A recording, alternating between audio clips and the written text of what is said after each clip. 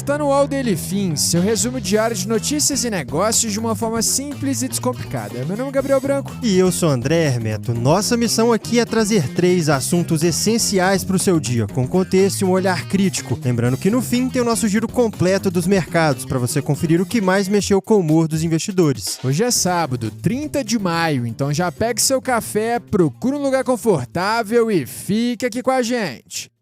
Entre os destaques desse episódio, na seção Empresas, a nova startup de IA mais valiosa do mundo. Em mundo, como o Japão perdeu 3 milhões de pessoas em 5 anos. Já no Brasil, Lula reage à decisão dos Estados Unidos, dívida pública cresce e muito mais. E antes de começar nosso podcast, na seção do patrocinador de hoje, a gente vai falar sobre um setor que está crescendo e na prática não fica esperando os juros caírem. Os gastos globais com defesa chegaram a 2,7 trilhões de dólares em 2024. E esse movimento vem desde 2016, antes mesmo das guerras atuais que a gente noticia por aqui. Só em 2024, para vocês terem uma noção, o crescimento foi de 9,4%, sendo o ritmo mais rápido desde o fim da Guerra Fria. E para quem investe, esse setor tem um atrativo raro. São receitas que acompanham prioridades estratégicas de governos por décadas. Isso tende a trazer mais previsibilidade e pode blindar o investidor em momentos de juros altos e cenários mais voláteis. E nesse contexto, a nossa parceira GlobalX trouxe para a B3 o Shield 39, negociado como SHLD 39. Ele é um ETF que reúne grandes empresas do setor de defesa, como Lockheed Martin, General Dynamics e, claro, a Palantir. Para você acessar a análise completa do Shield 39 e entender como ele pode se encaixar na sua estratégia de investimentos, o link está na descrição desse episódio. Boa, Branco. E agora, voltando para nossa programação, bora para a primeira notícia.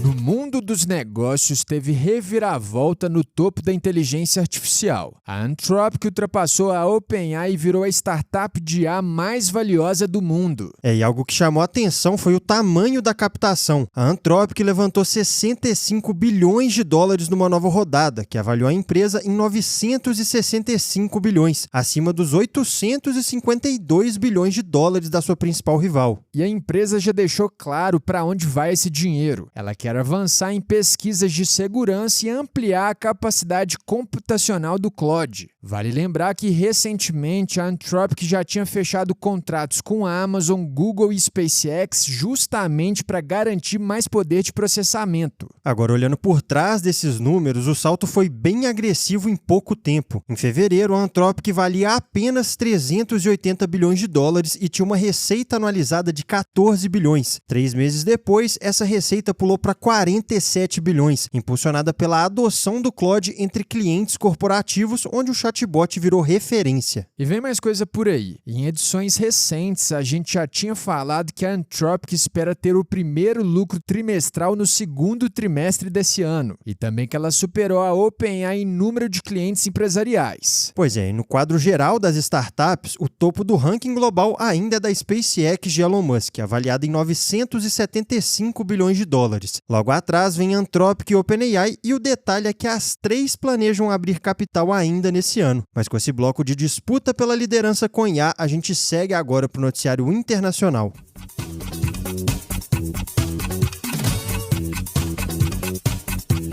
Agora no bloco internacional, o Japão está encolhendo e não é força de expressão não. Segundo dados divulgados ontem, a população japonesa caiu 2,5% em 5 anos, a maior redução já registrada no país. Pois é, o Japão terminou o ano passado com 123 milhões de habitantes, o que é mais de 3 milhões de pessoas a menos do que em 2020. Esse dado escancara um dos maiores desafios da 4ª maior economia do mundo, que é baixa natalidade junto com o envelhecimento acelerado. Na prática, isso pressiona o mercado de trabalho, a previdência e o sistema de saúde. E quando a gente olha para os nascimentos, o quadro piora. Também em 2025, o total caiu pelo 10º ano seguido e chegou a 705,8 mil. Hoje, para cada nascimento no país, existem 2 mortes, e tentativas para reverter isso não faltam. Nos últimos anos, o Japão lançou várias medidas para incentivar casamento e maternidade, incluindo apps de namoro, subsídios para filhos e ajudas na licença parental. Só que o resultado foi bem limitado. Agora, um detalhe curioso é que as grandes cidades ainda resistem. A região metropolitana de Tóquio passou a concentrar 30,1% da população japonesa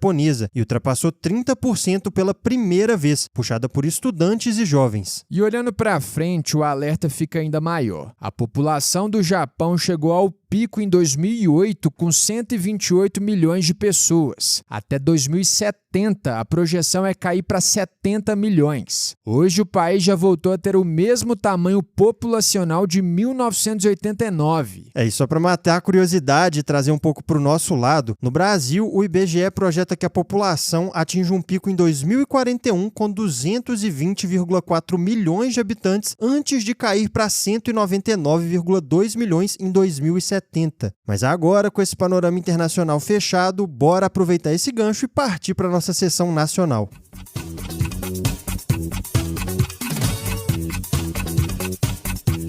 Começando o bloco nacional, Brasília acordou dividida depois que os Estados Unidos classificaram o PCC e o CV como terroristas. Olhando primeiro para a reação do governo Lula, ele publicou uma nota dizendo que a soberania nacional é inegociável, rejeitou qualquer interferência externa e ainda mirou a família Bolsonaro, falando em falsos patriotas. A nota também alertou que medidas unilaterais podem afetar o sistema financeiro e até o PIX.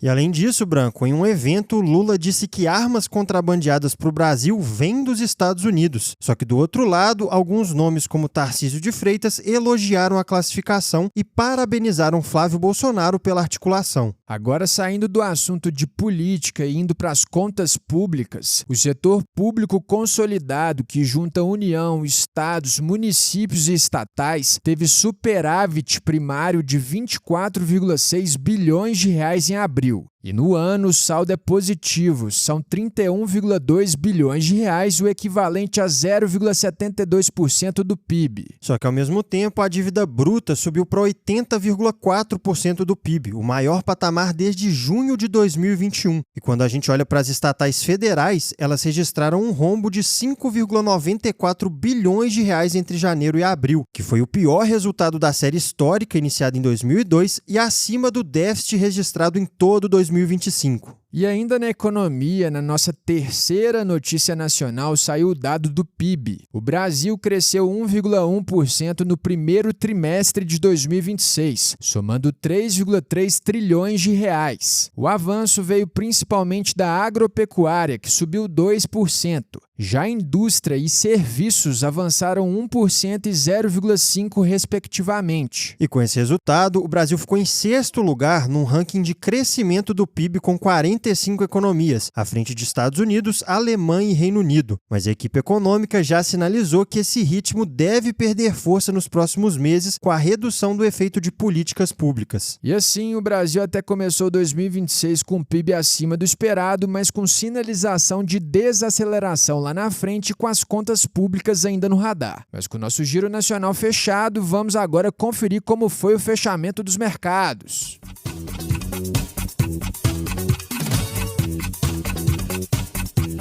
No fechamento dos mercados do Daily Fin, a gente começa pelo exterior. Desde que Trump sinalizou na semana passada que os Estados Unidos estão nos estágios finais das negociações com o Irã, os mercados vêm demonstrando otimismo. Esse bom humor apareceu de novo nessa sexta. As bolsas americanas renovaram recordes. O S&P 500 subiu 0,22%, enquanto o Nasdaq avançou 0,20%. Entre as ações, o destaque ficou com a Dell. A empresa disparou 32,76% depois de elevar sua projeção de receita anual para cerca de 167 bilhões de dólares, puxada pela demanda por servidores de inteligência artificial. Vale lembrar que na quinta-feira a Dell já tinha subido 3,85%, após fechar um contrato de 9,7 bilhões de dólares com o Pentágono. Na ponta contrária, a varejista Gap despencou 15,40% após reduzir sua projeção de vendas para o ano, pressionada por resultados mais fracos em marcas como Old Navy e Atleta. Já na Ásia, a LG saltou 26,60%, depois de revelar novas soluções automotivas desenvolvidas